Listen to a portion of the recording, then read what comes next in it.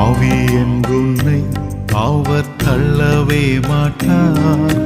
ஆவலாயுன்னை இயேசு அழைக்கிறாரே.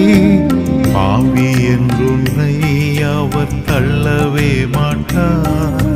ஆவலாயுன்னை இயேசு அழைக்கிறாரே.